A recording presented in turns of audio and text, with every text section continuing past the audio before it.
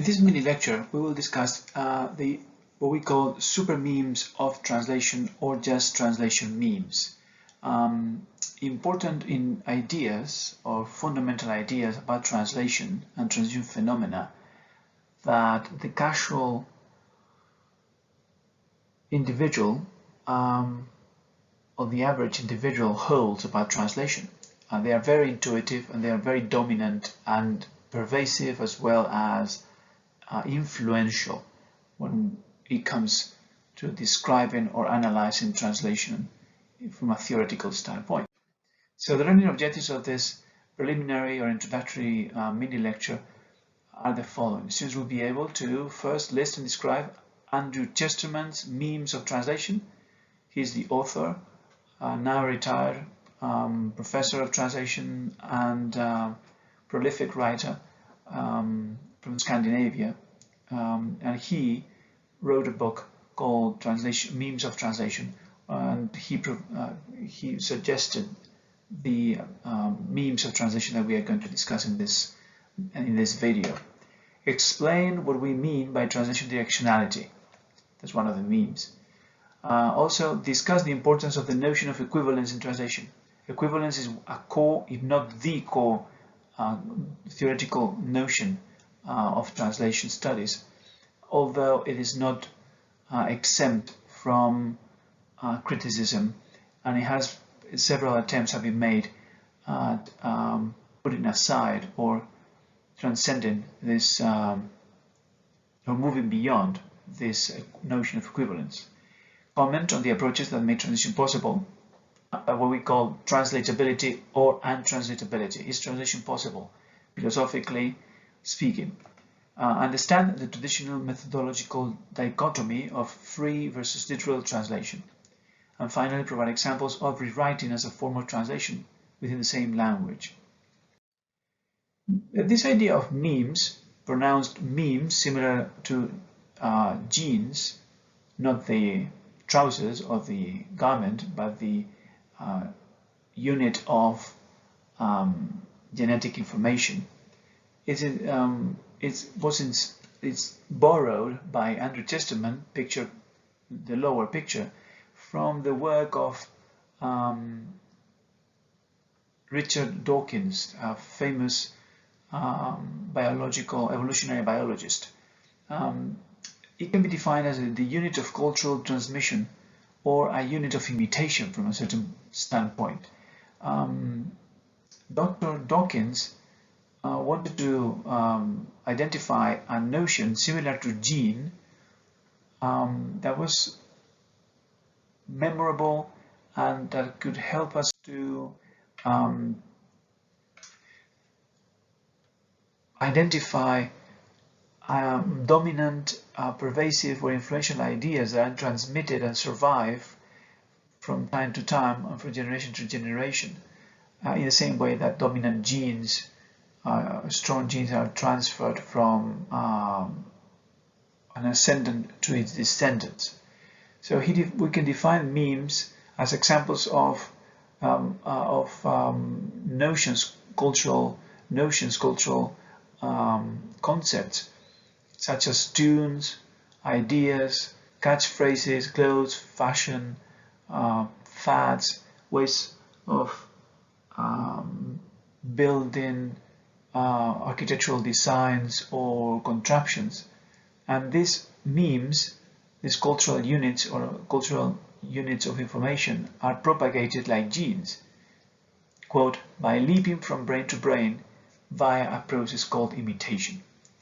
So these are very potential and potent ideas, and they are imitated and leap from brain to brain in a very interesting and illustrative process. If a scientist, and I continue to the quote, if a scientist hears or reads about a good idea, he or she can pass it on to its colleagues and students. So this meme, this dominant idea, leaps from the brain of a scientist to the brain of colleagues or students. If the idea catches on, it can be said to propagate itself, spreading from brain to brain. In the same way that these cultural memes leap from brain to brain, from experts to their peers, and from these experts to the students, Chesterman in 1996 identified several powerful, potent ideas about translation and translation phenomena that can be labeled as translation memes. Quoting Chesterman, some memes encapsulate concepts and ideas about translation itself and about the theory of translation. The most important types: theoretical concepts, norms, strategies, and values. These are the most important types for Chesterman, most important types of translational memes. Those that have to do with theoretical concepts, those that have to do with translational norms, those which have to do with translation strategies, and those dealing with values. So these translation super memes, a short list of these super memes inspired by Chesterman are the following: source text and target text, or the idea of source and target. The very important notion of equivalence. Untranslatability. Free versus literal, the traditional long-standing methodological dichotomy in translation. And finally, all writing is translated. Let's have a look at each one of them in turn. Source text, or the idea of directionality. Quoting Chesterman again, the source target super meme is the idea that translation is directional, going from somewhere to somewhere. Translation starts in a departure or at a departure point, or point A, call it a source language, a source culture, a source text, and the translator and translation as such, as a process, consists metaphorically in going from point A to a new point, a destination, a point B, which could be the target culture, the target readers, the target language, or the target text, as the case may be. But the central idea of this source text super meme is the idea of directionality. The translation implies direction and movement, and hence the notions and the taxonomy or the designation of source text for the original text that we translate, and the target text for the text that we create from or based upon that source text. The interesting thing that Chesterman notes about this directionality is that unlike a traditional or real movement of one person starting on a journey from a point of origin and ending up at a destination, in translation, when you translate a source text, the source text does not disappear. The source text normally remains as a text that is read by readers, quoted, cited, published, available. It exists. It doesn't cease to exist. And translations do not move as such. Translations are created, are written on the basis of the information found more loosely or more closely on their source texts. But translations do not move from one point to the next. They are created or produced or written. So this is obviously a metaphor, and it doesn't match exactly what happens when it comes to translation. But this idea of directionality is metaphorically or to a certain degree figuratively implied in translation, and becomes an intuitive notion about translation that we hold. As a matter of fact, the Latin term, or one of the terms used to refer to translation, was traducere navem, which also means to cross a river by boat from one side of the river to the other side of the river. So translation implies some sort of movement or direction. So this is the first potent idea about translation that Dr. Chesterman identifies as a super meme or a translation meme. What about equivalence? When it comes to equivalence or equal value, This is as important and central a notion for translation studies and translation as such as it is controversial. Chesterman refers to it as the bugbear of translation theory. It has been obviously at the center of debates amongst scholars. Some scholars have defended the centrality of equivalence. Others have advocated for its abandonment and have referred to it as fruitless and no longer valid notion to discuss translation in any productive way. It implies the idea that translations should in a way resemble their source texts, hence the equal value. Translations are recognized as such, and this is an important trait, whether we like it or not, of the ontology of translations. They are recognized as translations, as special sort of text, because they are supposedly based on a source text or an original text. There have been several proposals have been given to the conundrum or the problem of equivalence. Perfect equivalence has long been recognized as not feasible. So the idea, perhaps, as scholars have promoted, is perhaps to try to define the nature of this equal value.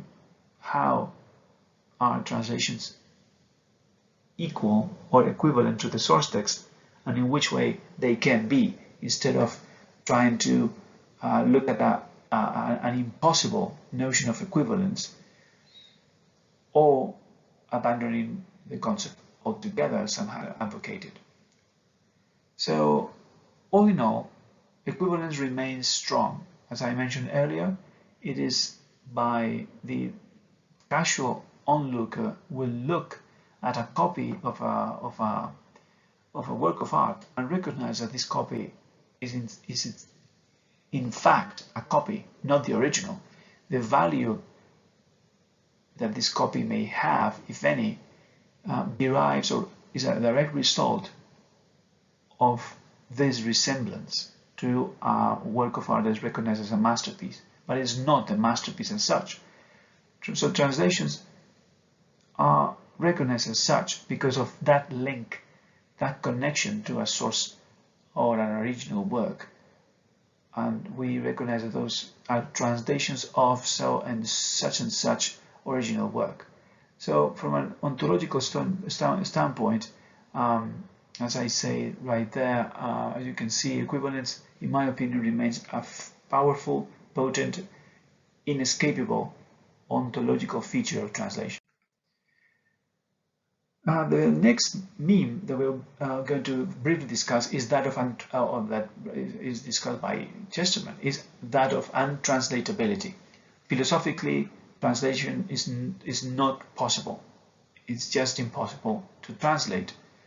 Take, for instance, this sentence taken from an example provided by Anthony Pym in his book Exploring Translation Theories from 2010. The beginning of this sentence starts with a T. Stop the video and translate this sentence. The beginning of this sentence starts with a T as such. Translate it into Spanish and see what you come up with. Pause the video now and start translating it. So you may have come up with different translations. El principio de esta oración empieza con una T o con la letra T. Or maybe you've realized that when you render the article the English article into Spanish, the resultant sentence in Spanish no longer starts with the letter T, but with the letter E. So maybe you've decided to translate or render the phrase or the sentence rather into Spanish by saying el principio de esta oración, o esta oración empieza con la letra E, in which case you've departed from the form of the source text and from the meaning to a certain degree, because the letter T is not the same as the letter E.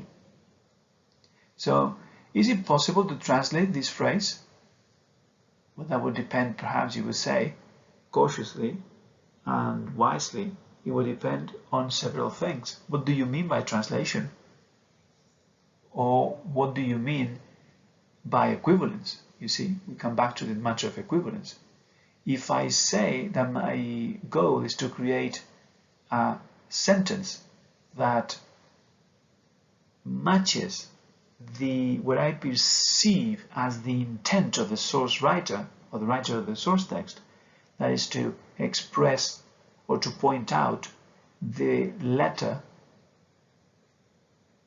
at the beginning of the sentence, then I can say that I have created an equivalent sentence, because I am, by saying that esta oración, el principio de esta oración empieza con la letra E, o esta oración empieza con la letra E, even though I've changed the letter due to the language difference, I have created a sentence that matches the original intent. If you claim that translation must be faithful or a perfect equivalent both formally and from the point of view of meaning of the source language or the source text, then you can clearly say that this text is not translatable. So perfect equivalence is impossible. Equivalence in every sense. If you accept this idea, then translation would be impossible for you. However, if you look at translation perhaps from a Saussurian standpoint or from a structural standpoint, and you establish a difference between langue, as Saussure, the father of modern linguistics, the Swiss scholar, he came up with this idea that the language as such is a complex structure with different levels, and he established a couple of interesting differences. On the one hand, language as a system versus utterances, or paroles in French, that's instances of language in use. On the one hand, we have the system, is a social construct, a repertoire of notions and rules and language structures and idioms and phrases and vocabulary units, etc. And on the other hand, users speaking or writing in a certain context are producing instances of speech, or are using elements from the system, and we see individual manifestations of use. That's the speech level. If we claim that translation happens at the parole, at the level of parole or utterance or habla in Spanish, then we see that with different contexts, different languages use different elements or different resources to express similar ideas or similar intentions and similar messages in a given context or a given situation. So obviously languages are different, but intentions are common, and communicative intention can be reproduced in translation.